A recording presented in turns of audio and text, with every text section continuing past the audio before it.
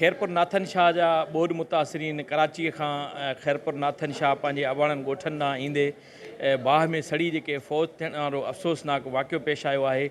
District bar दादू जे वकीलनि पारां अदालती कार्रवाइनि जो बाइकाट कयो वियो आहे ऐं वारसनि खे फौरी तौरु मुआवज़ो ॾियण ऐं मामले जी जांच करण जो मुतालबो कयो आहे।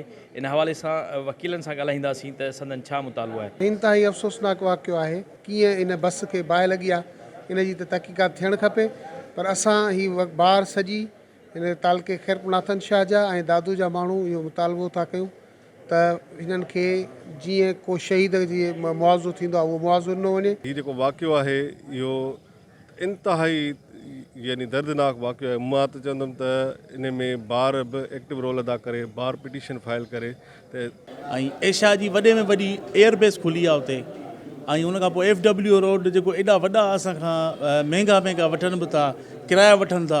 सॼी सिंध खे बुरायो आहे। ॿिए तरफ़ मज़लूमनि सां ही ॿियो वाक़ियो थियो आहे। दिलि रत जा ॻोढ़ा जेके ॻाढ़े पई थी, दर्द जो को छे कोन्हे।